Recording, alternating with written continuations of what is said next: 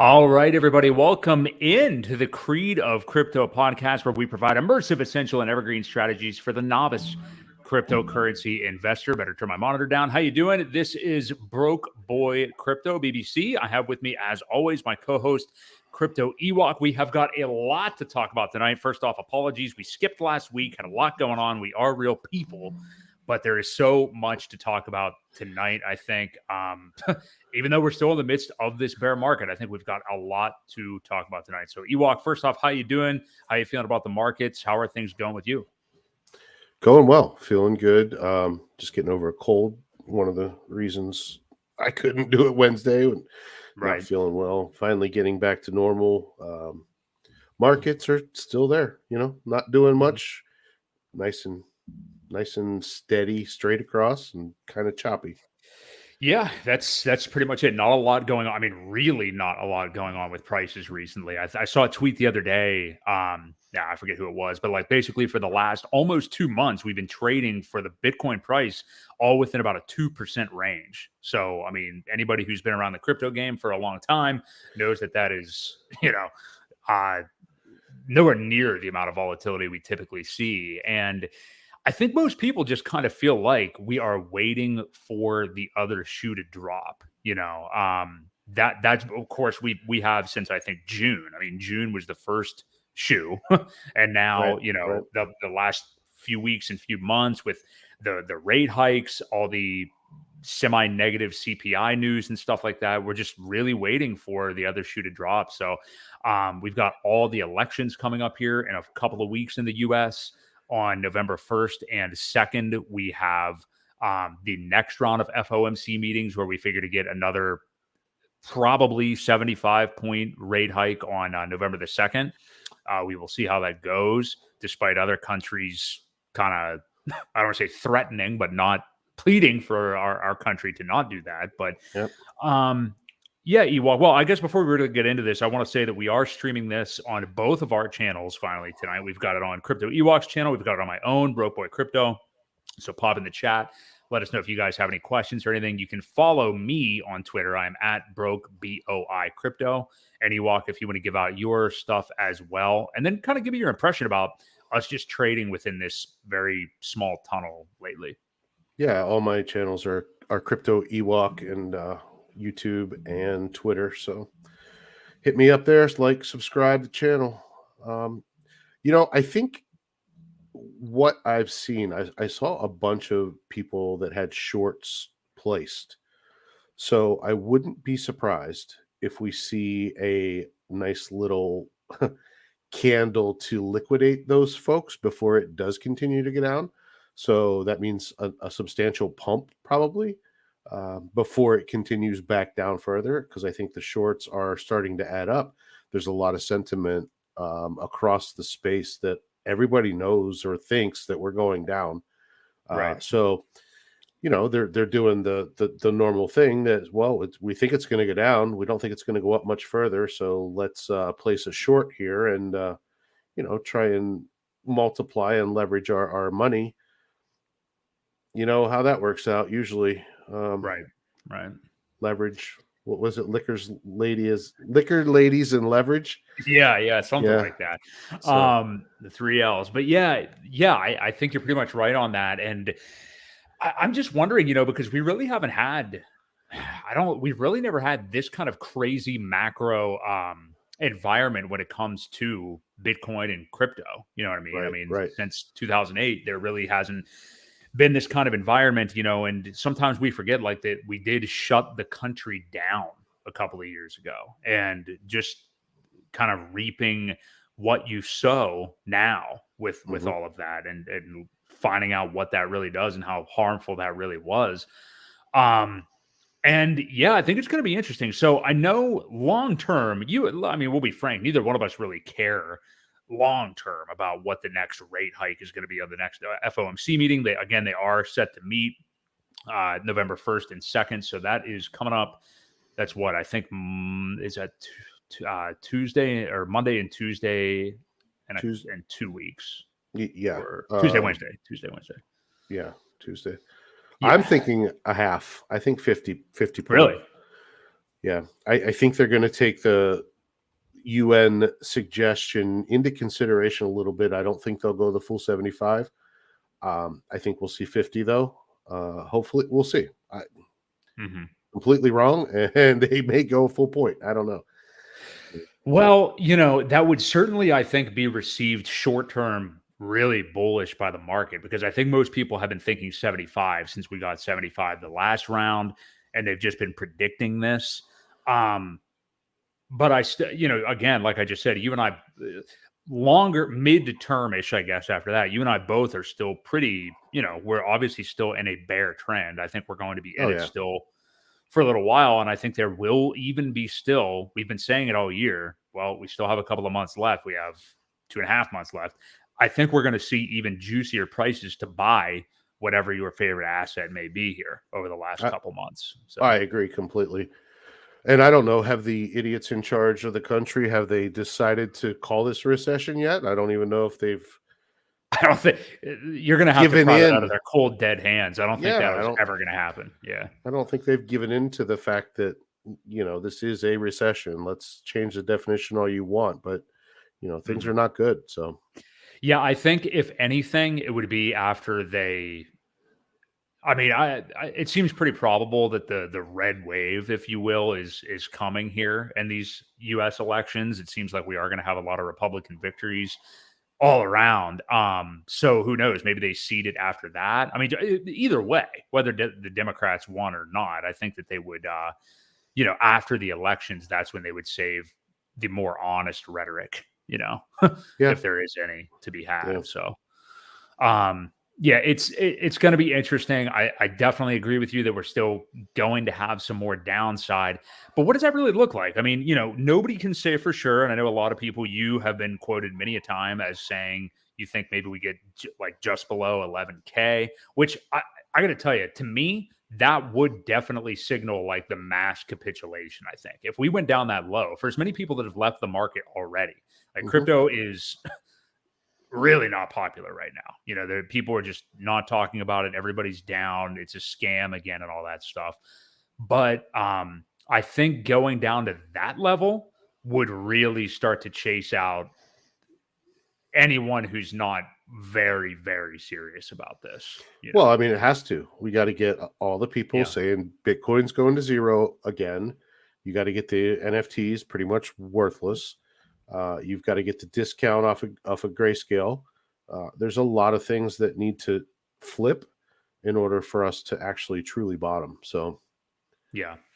And I'd be remiss if I didn't say so. We are trading just over 19K at the time of this. We're recording this streaming live right now, Wednesday night, October the 19th, 8:07 p.m. Eastern. But yeah, Bitcoin at 9.1 roughly, ETH at 1283.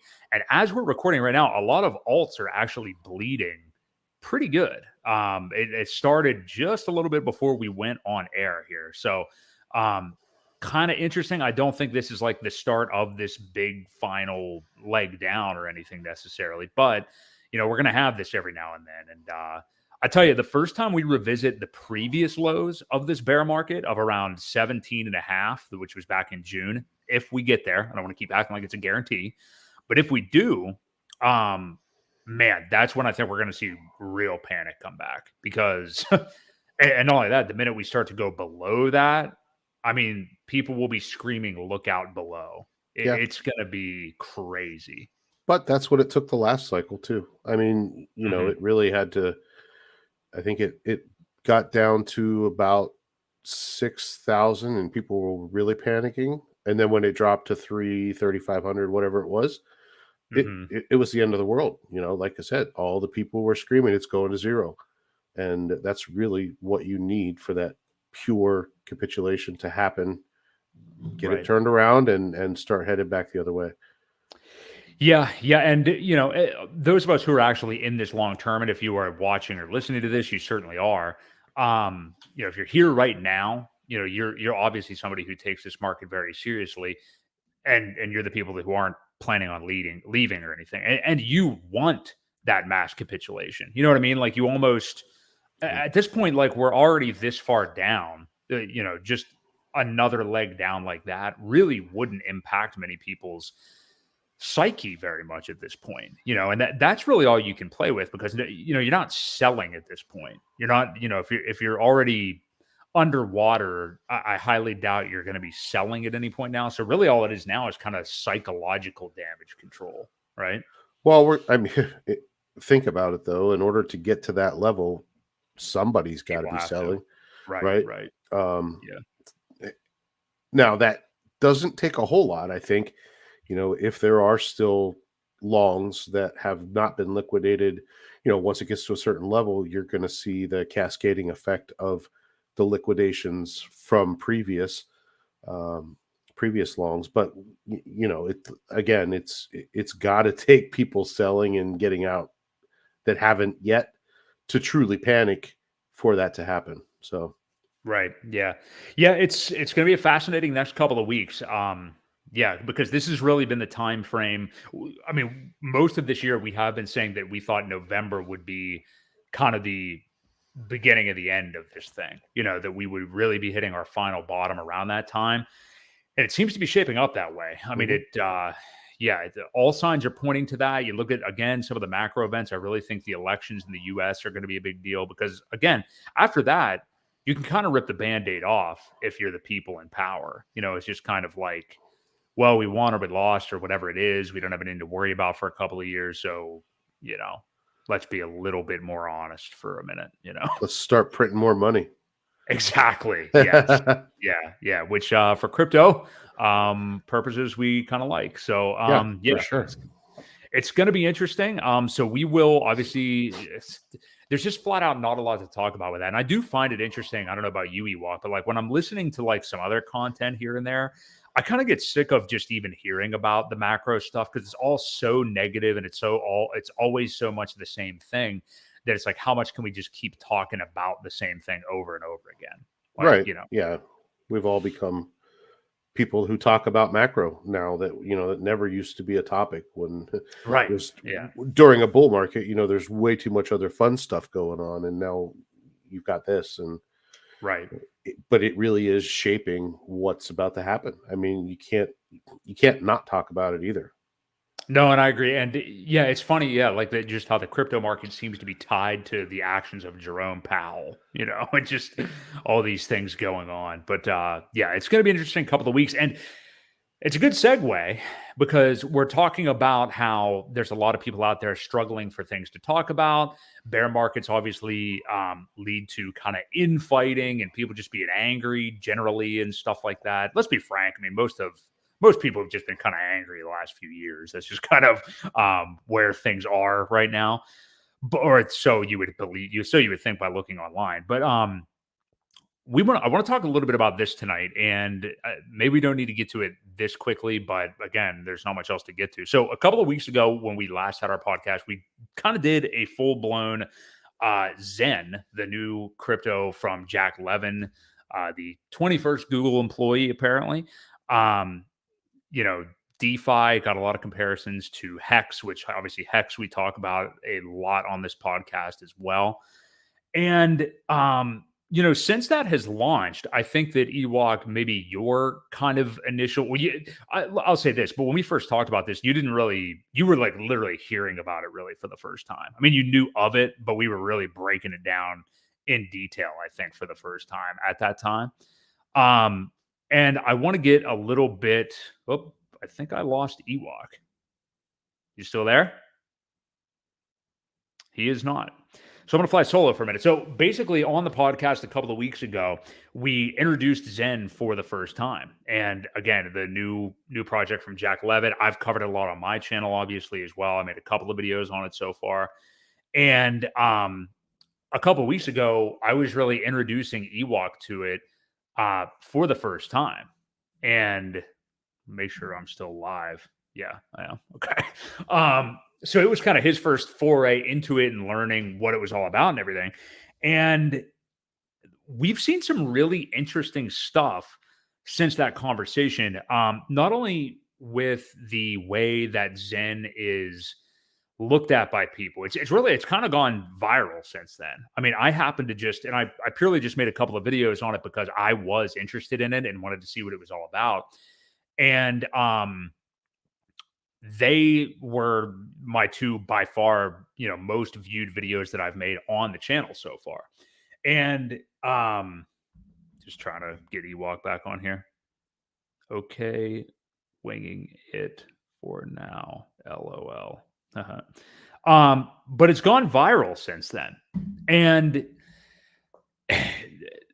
there's been, it's one of those things, it's so much like, and I don't mean that the project and the way the contract works and everything is exactly like Hex, but it is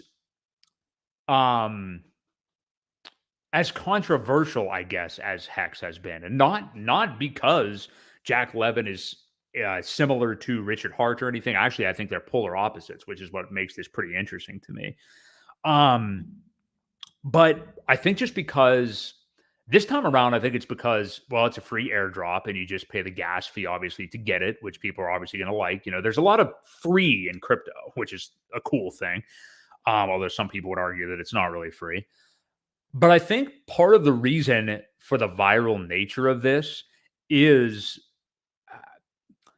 and I want Ewok back on for this question because he has been within Hex and a self-proclaimed Hexican for some time. But it seems to me, anyway, just as an honest assessment for myself, that there are people that have been in Hex since the beginning, really enjoy Hex, and I don't blame them. I like Hex. I own Hex. That are threatened, I think, by Zen. And otherwise, I don't think all the content and the anti-Zen content that's kind of going on everywhere, not everywhere, but in a lot of places within the Hex community would be happening. If you look at it and you arrive to, a natural decision based on the setup of Zen and how the contract works, that you think it's not worth something getting into. If it were me, I just would not really even be acknowledging it. You know what I mean? Like not only that, but if you are somebody who has been in Hex for as long as some of these people have been and have had the gains from Hex and believe so much in Hex, I'm not even sure why you would even be mentioning it, or let alone dedicating video after video and tweet after tweet to it. If you're so against it, it smells like fear, frankly. Like that's what I get whenever I hear that stuff. I personally don't feel that because I like to stay open-minded about these things, and I'm, involved in both. And yeah, I minted a little bit of Zen on day one back on, I think it was October the 8th. And it's going to be interesting. One thing that I think seems clear is I don't believe that a lot of the people that are criticizing it do understand how quickly the inflation rate will decrease over time and how hard it will be to actually mint Zen by the end. And I think that you could give me any counterpoint possible, but something that I was texting with Ewok earlier today talking about this, something that is interesting and is always true in crypto, no matter how much you think that people are going to not like something, or how much you think something might be stupid, for example, like these meme coins. You look at Dogecoin, you look at Shiba Inu, whatever. If people want it and people buy it, then there's going to be a market for it. That's just kind of the way it is. Now, I don't think Zen is that useless that it has to rely just on some, groupies of Jack Levin or something like that. I think that there is merit to the contract. You may not. I mean, go ahead and check it out for yourself. Again, I did a video on it that's about 34 minutes long that really just goes over that zen.io website. But yeah, if people want something, it is going to go up in value. That's just kind of the way it is. Now, there, again, are other things within the Zen contract that may make it really plunge in the short term. I think that will probably happen. But yeah, it's going to be interesting. I just, I am not, I don't like it when people speak in super rooted definitives, because none of us truly do know the future. And that's when I think a lot of people lose, no matter what it is that they're talking about, So yeah, let me see what's up with Ewok here. Just trying to get back. Anyway, yes. So it's interesting to me, and I have more content coming out about it too. Just kind of the again, like we were just talking about, because there isn't tons of things within the crypto world to talk about right now. I think it's interesting, just the psychological, kind of the case studies that you see when a new project like this does launch, that some people are all in on, and some people fear and hate and are, and they're both making content continuously about it. I just think it's an interesting case study just to see how people act when stuff like this happens. But again, this is why I think it's valuable to look at things through a non-biased prism, study them, make sure you understand them, and then not be so tied down to a certain product or project or whatever it may be investment wise that you're sweating your bags all the time. If you own them all, you won't necessarily have as many issues. So that's my stance on it. I definitely want to get Ewoks as he tries to get back on here as somebody who's been in Hex for a long time. There's a lot of, again, there's a lot of Hex people that are really hating on it constantly. I'm not going to name any names or anything. And can you hear me? You back? I'm back. All right. So, a Herculean effort, I think, by myself there. Good job. Sorry to leave you hanging. Well, I was really, we already talked about it, so I don't need to rehash it, but I was just giving my thoughts on Zen, was talking about how, when we first talked about it a couple of weeks ago, we were both really, you were kind of learning about it for the first time.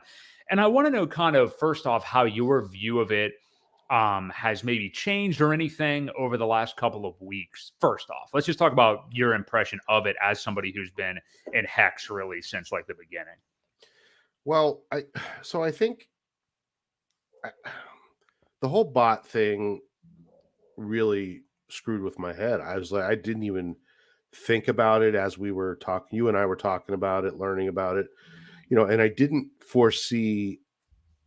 I guess when something's given away, people are always going to take advantage of it. I did not think about the validators doing their own transactions and essentially mining it for free. That never crossed my mind. And I don't think that it was really designed to pump in price.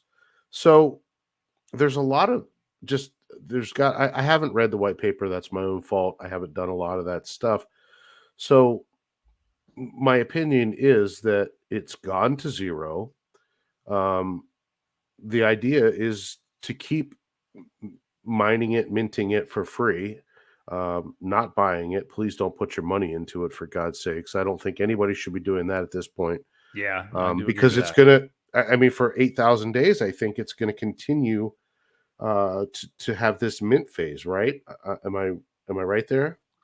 I believe so. Yeah. Maybe I forget how long the actual mint phase is. It's like 8 years. I believe. Yeah. So not 8,000 days, but yeah.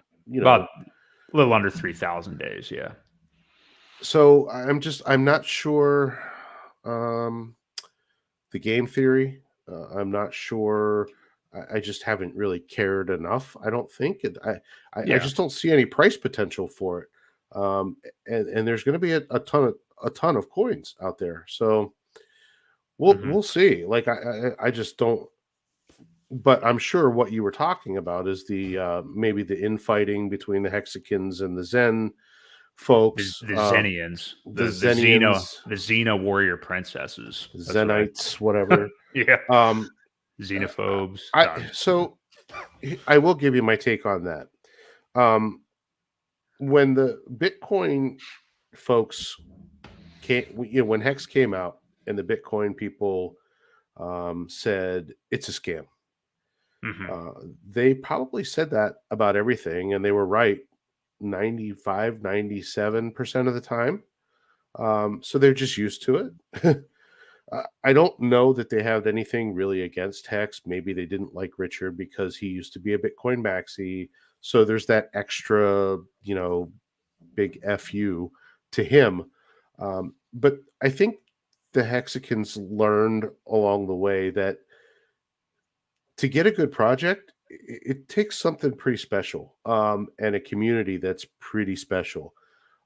I also think they felt a little deceived by Jack. He kind of showed up into the community, started befriending people, was on a live stream with Richard, never once brought up this coin that he was about to do. And damn well he had it in his plans. You don't just come up with something in 3 weeks and launch it. It's not. So I feel that there was a little bit of betrayal, maybe, Mm. um, in that sense. And that's why there are people that are very angry about the way he did it, because he did befriend a lot of the Hex community. They thought, hey, here's this pretty cool, smart guy who's now part of our community, and then come to find out that he's going to launch something else on his own. And I think that's where a lot of the angst comes from.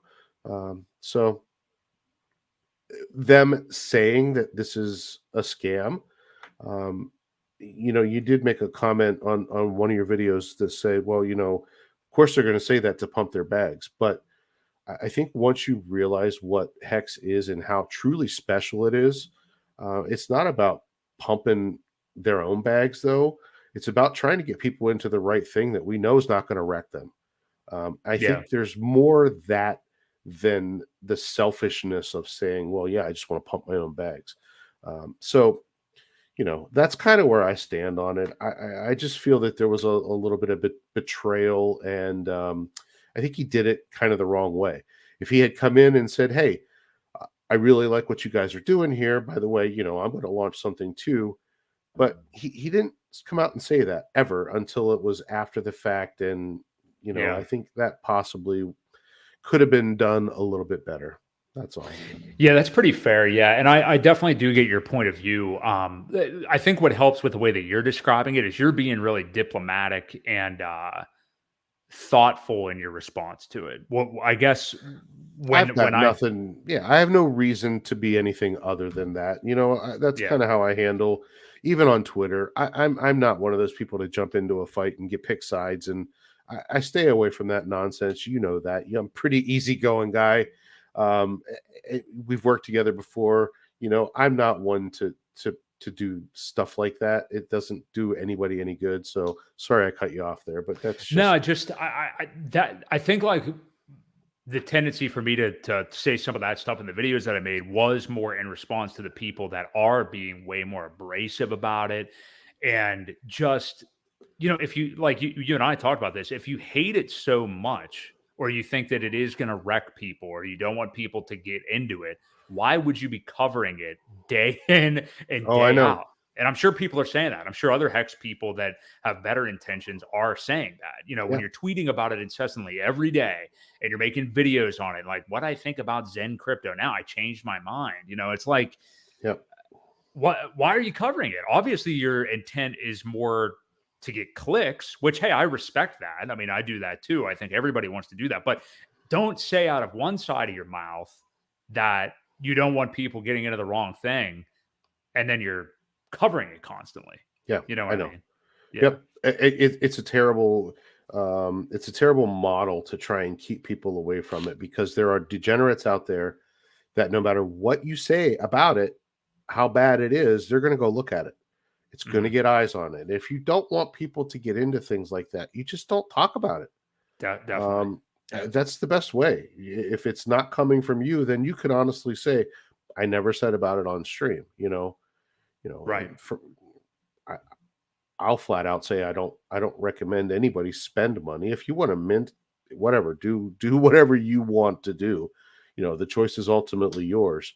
Um, but I wouldn't go on an exchange and buy it right now at this point, because you're going to have several years of sell pressure from people that are minting it for free and going to take advantage of that. They're going to pull as much liquidity out as they can. So I think what you're saying right there is what's really missing. And some of the people, the people that are frustrated by some of the people in the Hex community that think that it's cult like and stuff like that, or the people that are acting cult like, are the ones that are, again, not approaching it with this like kind of diplomatic nature like you are. Like you just said right there, hey, I mean, and I agree with you. I don't think anybody should be flat out buying it on the market right now. It just, to me, I don't get that.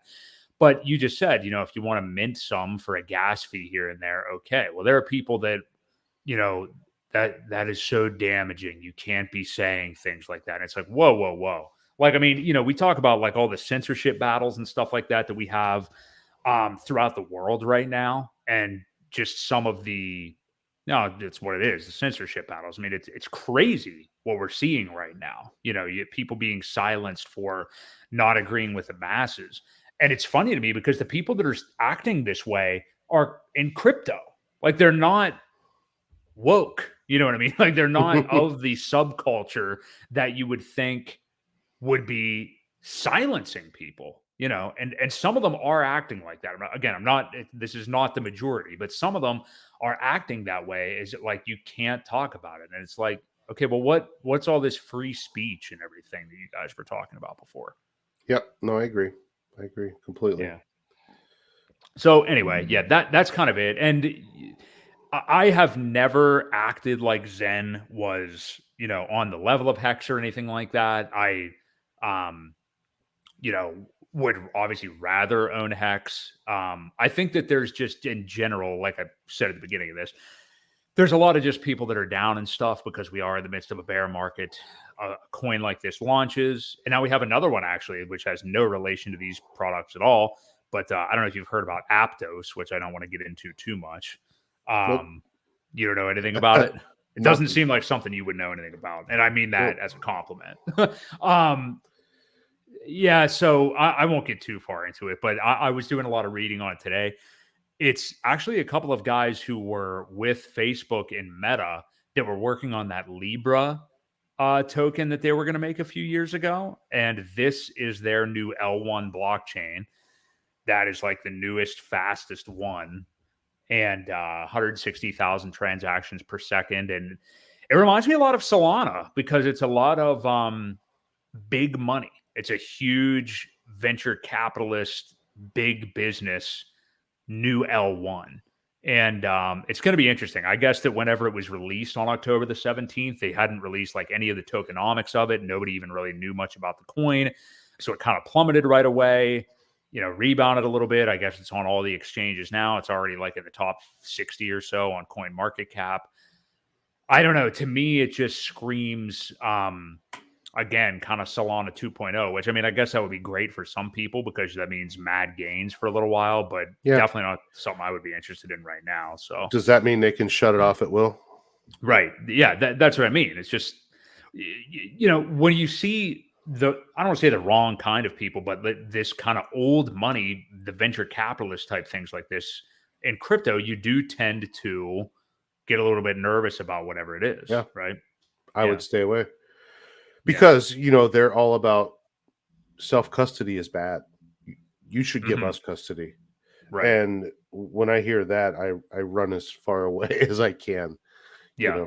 Just from previous lessons learned and not personally, because I've not been involved with any of those Luna, Celsius, any of those things. But I saw a lot of people that got extremely hurt financially by them. And until something's proven otherwise, I would, stay away from the venture capitalist type because they do not have your best interest in mind. The interesting thing about it to me also is like, how many L1s are we going to get here? You know what I mean? Like how many times, already it's like the next Ethereum killer. And it's like, no, I don't think so. Horizontal scaling is not about killing it, I don't think. Yeah, right. Well, that's what people say. That's but the PulseChain intention was never to kill Ethereum. It was to take some of the load off to give people usable coins again, Right. So, right. Well, another beautiful segue there by you, because we are going to talk a little bit about PulseChain and the updates and or lack thereof with it right now. Richard Hart had a pretty nice lengthy stream with Ivan on Tech. I believe it was last week. And I think maybe we should kind of start there, So, most people that are listening to us, hearing us talk about this have probably already heard, know what Hex is, know what PulseChain is or whatever. If you don't, it's basically the new fork of Ethereum that Richard Hart, the creator of Hex, has been in the midst of building now for a while. A long time. Yeah, we thought it would be out way earlier this year. It's still not. Now it's not looking like 2022. But so there's a lot of interesting stuff. And again, going back, I hate to continue to talk about the frustration, but it seems like there's a lot of frustration with some people and some more kind of reframing of what PulseChain is about to be. A lot of people thought that it would get to market before ETH 2.0, which I have a point about in a minute. But before we do that, I want to ask you about this interview that Richard had on Ivan Tech. What were your kind of thoughts on it, and what kind of good nuggets were there in that interview? Well, I think because we are now forking ETH 2.0 or ETH, it's not 2.0 anymore. It's just Ethereum. There's a lot of good that can come out of that. I think we're going to get all the updates. I think once sharding actually happens, we'll get that. ZK rollups will happen. So any update that happens from the Ethereum developers, we will be able to easily roll out right onto to PulseChain with no problems. I also think they were having such a hard time with BNB, the Binance chain, that had so many bugs, and I think people were just truly unaware of how buggy that software really is. I had heard rumors before of validators not doing their job, and the chain would pause constantly, and I just think there were so many problems. So I don't have a problem with the whole situation of now we're forking ETH 2.0. I think it's probably the wiser move. I do think Richard probably will eat a little bit of crow for saying we were going to beat it to launch and a lot of things. But you have to kind of take a step back and say, when Hex was being designed, it literally took over 2 years to get that thing to market and get launched. So for me and for many of the people in Hex then, it is what it is. And I understand when he says software is hard, it is to get it right. And now I think it will only make it faster to market. There is probably less to do. Now, I do know they want to make some tweaks. They still want to make it faster than Ethereum. I don't know that the block size will be able to be 3 seconds like it would have been on the other one. And I also know that the validators are no longer a thing. The people that had bought some computer hardware to run their own validator node, that's not going to happen anymore, I don't think. Now, there will be validators with Ethereum, just like, but the whole setup is a little bit different. Right. To answer your question, I didn't hear too many nuggets. Other than that, it was mostly a lot of the other stuff we've heard before. I don't know. Did you pick anything out that really surprised you that they talked about that you were kind of? I didn't watch it. That's why. Okay. That's why I deferred to you now. I think I saw like little blurbs of it, but I kind of just went and listened to what other people had to say about it that they picked out. But what the one thing I wanted to say about the ETH 2.0 thing is I think over time people have misconstrued. Maybe it doesn't matter, but like at what point ETH 2.0 is ETH 2.0? Because right now the merge has happened. This technically isn't ETH 2.0. It was supposed to be after all these other steps happen. Like you said, the sharding, and literally they have a whole weird plan: the merge, the surge, the splurge. There's literally all these other steps. So really this is not ETH 2.0 in its final form. So that's one thing. No. I don't think that Richard has to feel, unless he always was insinuating that he just meant the merge, I don't know that he has to feel too bad that he didn't beat ETH 2.0 to the market necessarily. But again, most people thought PulseChain would have been out by now. So I think we did. But again, I think it all goes back to the amount of buggy software that they were working with. And the devs were having such a hard time to fix all that stuff, as we have spoken about many times. Richard didn't want to launch something that was half-assed, for fear of the constant, ridicule and scammer, all this. You know what I'm talking about. You had to launch a good solid product, and the eyes would have been on it with magnifying glasses had something come out that wasn't in good shape. You know, the Binance chain could still be running the same way. They fixed most of the bugs, but if there were a couple, he's the one that is the scammer, you know? Right, So right. I'm content waiting. I know the time of sacrifice that we made, the values that we got for that dollar is still way higher than what it's at now. Right. So, as far as I'm concerned, it was a good investment at the time, and I'm content on getting a good, solid product. I, I, Yeah.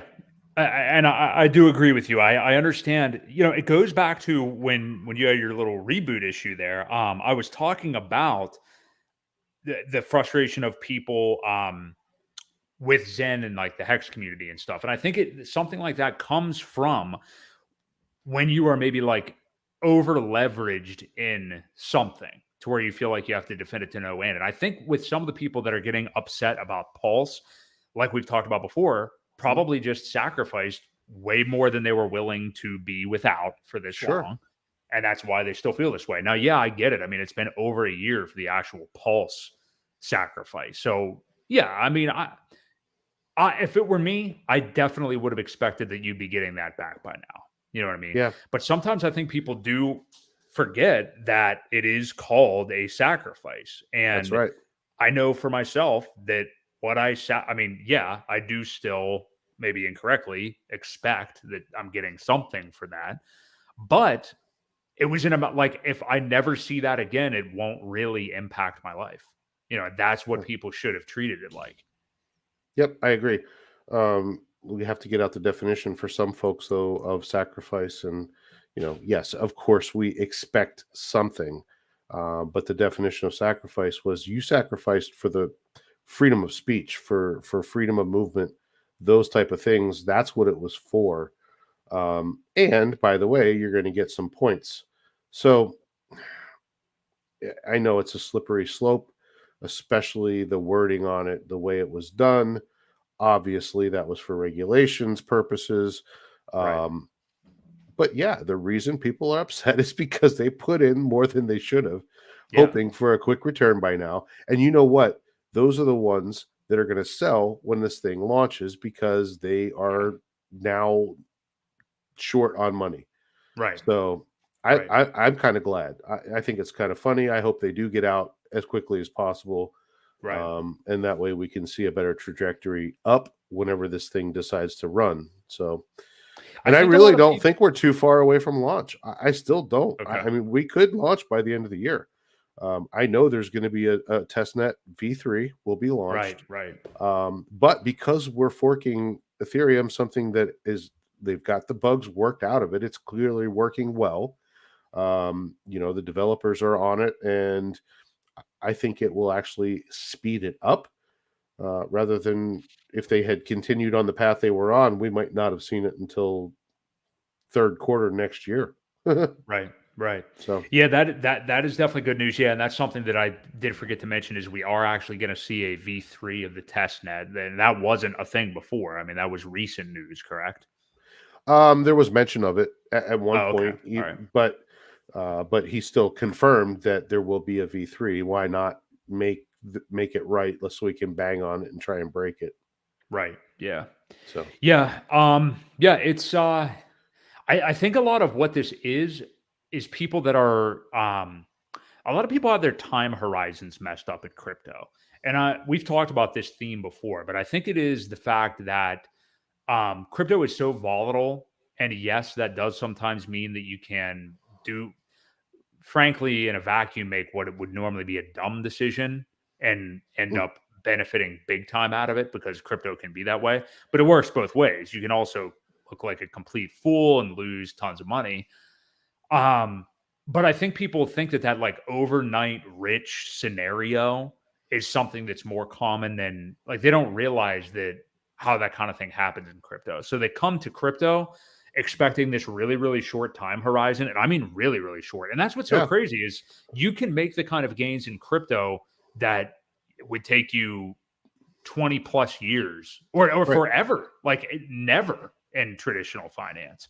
So sure, people can't eat. Then it's just like a chicken and an egg thing, because they know that, and they think it should be 6 months. They don't understand that it could be, oh wow, 5 years, Right. or even 8. Well, they see that one rare example of somebody that got in at the very bottom and got Mhm. out at the very top and made a fortune in that run up where you could throw a dart at something and make money on whatever it was. Um, and they think that's the way it is all the time, and it's just not the case. Right. It's the equivalent with me. Used to be heavily into the sports betting community. Like, you would see this used to piss me off so much, and it does with crypto. Same thing. When some like influencer would tweet like, "Check out this 8-game parlay I hit," and it's like, you.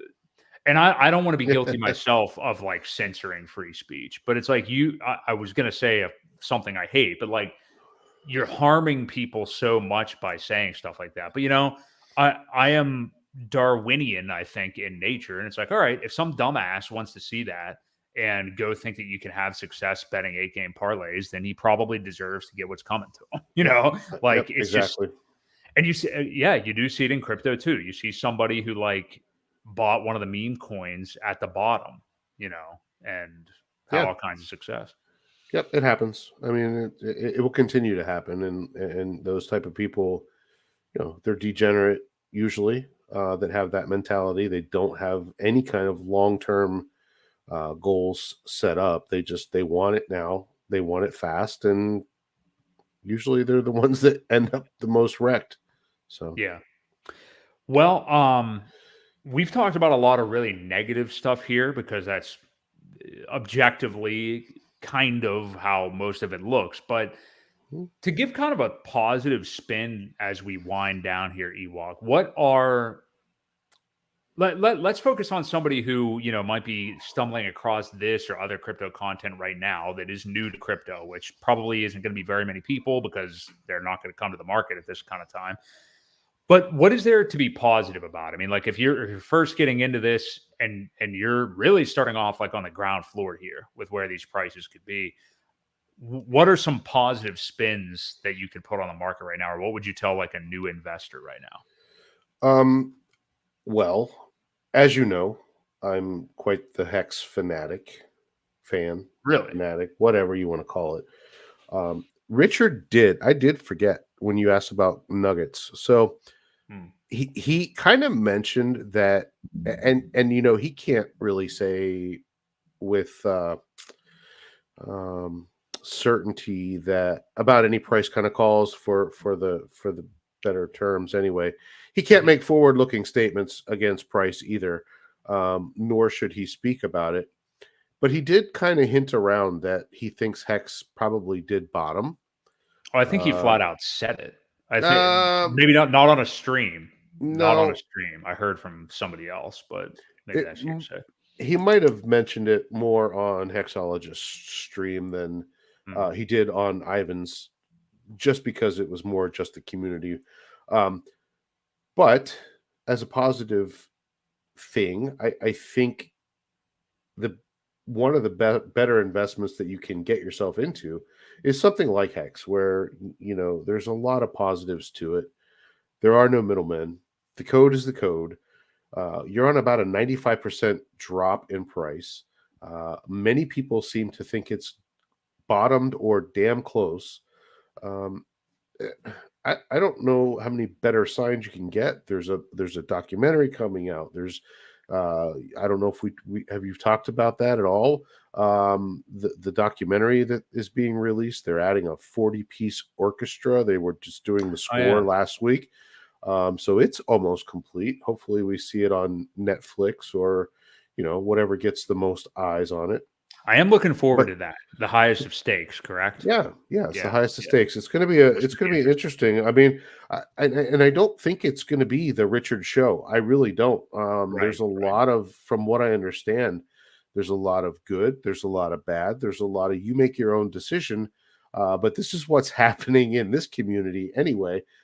It's pretty cool. I think it's gonna be. I think it's gonna be neat, and just excited to see something with that type of quality put out. It should be it should be quite interesting. So I think it's good for that's crypto. I honestly, not to interrupt you, I think it's good for crypto. I don't think it's even, I know you weren't saying this. I don't think it's even just good for Hex. I think it's good for crypto because, it's another, if it is on something like a Netflix or really any prominent-ish streaming platform, sure. I think it'd be really interesting to have something like that out there because there's just not many documentaries and things to look at for crypto that aren't like on YouTube. There's the rise of Bitcoin, about a couple of guys in Pittsburgh way back at the beginning, which is a great documentary, but that's just like something you look up on YouTube. I think it'd be great to have like again, a prominent streaming site having something like that on there. Yeah. And don't forget these guys that made this, they have 5 Emmys. So it's not a rinky-dink operation. They know what they're doing. They've had success before. So I'm really excited to see the final product. And when you look at it that way, I just think there's a lot of positivity that's about to happen. If we can just hang in there. We do talk a lot about in the bear markets. There's a lot of negativity sentiment-wise across the board. So yes, you got to kind of keep it positive and realize where we're at in this cycle and know that we're getting close. I think that's one of the most positive things that you can have. And if you don't like what's happening, go build something, do something. If you can, use your talents to make the world a better place. There's just or work and save money and buy crypto. Whatever it is. Now's the best time. Again, for those people that, like I said, they degened in at the wrong time. Now's when you can make it right. So there is a lot of positive there. It's gonna get good here soon. So I just hang in there. Yeah, I agree with you 100%. That's a key thing that we've been talking about too is, don't just sit on your hands waiting for the market to come back or whine and cry and everything. Definitely be doing something else, whatever it is to drum up extra dry powder. Ideally, it's something that you kind of like to do. Maybe it won't be for a little while and you just have to kind of trudge through it. But, it's that delayed gratification and working hard in the present for a better future, and I know you and I are both really driven by that. But yeah, I think there are a lot of positives. And, while I think Hex and PulseChain are two of the biggest opportunities coming out of this bear market, there are going to be other ones, and I would say that to a newer investor as well. Like go out, learn how to get into crypto safely, understand like Ewok was just talking about, like the values of DeFi and no middlemen, kind of being your own bank. I think you should also be certainly educated on exchanges and, you may need to use them here and there, obviously. But don't necessarily make them a part of your, you don't want stuff sitting on there. You don't want stuff yielding on there because you really don't even own it. So, but understand those things, know where to buy your favorite coins and have a couple of wallets, that how to access and only how to access. But yeah, this is the time. I mean, even if you're buying right now today and you take a 50% haircut from where you are, you guys realize like how many people are already more than 50% down. You know what I mean? Sure. Substantially. So, and in Hex terms, a 50% haircut is what, 3 cents to a cent and a half? Not even a penny and a half. Yeah. I mean, yeah, right. There's a lot of upside. There's a lot of upside, guys. So yeah. So even if you have that short-term hurt, which you better get used to in crypto, you're gonna have that. Like you're not gonna buy it and it starts going up the next day. It's gonna be. It never works that way. No. I mean, be prepared. Although I did trade Pulse Doge pretty well yesterday, though. Good for you. A banner day and went up into the mid 7s yesterday, and I got a little out. And I saw last I looked, it was down 25% today. So good job. Yeah, really interesting stuff there. I did hear they're releasing a Pulse Doge Bitcoin. Pulse Bitcoin. Pulse Bitcoin. Yeah. Not sure how that'll be released, but it will probably be based on the Pulse Doge that you have. I think it might be. So maybe I'm not going to get any anymore because I keep trading. If you dumped it all, then you might not. But just free coins are free coins, right? Yeah, as long as they're safe, which I do believe it's the same person or people behind this. I believe so. Yeah, the white paper is out. I saw Trevon talking about it today. So his streams have been speaking about the Zen Hex stuff. His has been Oh, kind I'm of sure. interesting lately. I've seen a Um, few here and there, little bits and pieces, and Trevon he likes makes to me stir the laugh. pot. He does. He's funny. Yeah, Um, he's a funny guy. But yeah, so some positive notes to let off on. We plan to be back here next week talking about the crypto world. I think as we hurl closer to these next key dates, of which there are many, but the next ones are November 1st and 2nd for the FOMC meeting. We'll see kind of where we go. Ewok is, you heard it here, folks. He's rooted in it. He's guaranteeing a 50-point increase. I'm going to go with 75. So we'll see. Maybe we'll bet a couple of shekels on that off the air. But Ewok, anything else you want to leave everybody with and tell them where they can find you again? no, other than that, yeah, Crypto Ewok, both YouTube, Twitter, subscribe. Subscribe to both of us on the channel. Broke Boy's got some really good videos. He puts out a couple a week. Give you a little shout out there. I know you're working hard. You've got videos made and releasing a couple a week about how to save money, how to get ahead. There's a lot of good points, a lot of good stuff. You know, you don't have to follow all of it, but hell, even if one or two of his videos give you an idea or two, you're further ahead than you were before. So give him a watch. There's some really good stuff out there. So I appreciate that. And you know what's funny, because I was thinking about this today, is I'm noticing like the more, and I understand it. If you're going to put crypto in your name as a YouTube channel, people are going to, they're looking for crypto. But again, I try to tie in the minimalism stuff and how to draw up extra dry powder on the side. And I noticed that like some of the minimalism stuff gets this. I think people are so misdirected, gets no views in relation to the crypto stuff. Like it's just, and to me, it's backwards because it's like you should understand. Yeah, like you should understand these basic responsible with money concepts. Now, I understand that some of the stuff I'm saying may be extreme for some people, which I think is kind of insane. But it's like, if you don't have this side of the bed made, why are you even investing in crypto? I mean, I don't know. I guess I feel like, it's not necessarily for people that are already at a certain point of wealth, although some of the things can certainly be helpful. But if you're not where you want to be at, bottom line, I think there's useful stuff in there. And it baffles me that people don't seem more interested in the minimalism stuff. And I mean like financial minimalism, but I'm not going to stop making them. I mean, I think it's really important. And, it's kind of a good bridge to getting into this asset class. So, well, I think there's good value to it. And I think when you do come across the right people, they will go back and watch those. So it is good to have them there. And yes, don't stop. You're doing a good job. You're doing a good thing. So don't stop believing. Well, I appreciate that. I appreciate that, Ewok. And you can find me on YouTube at Broke Boi, Boi Crypto. Same on Twitter as well. That is going to wrap up this week's episode of the Creative Crypto podcast, which you can also find on Twitter at Creative Crypto. We will see you all next week. Have a good one, everybody.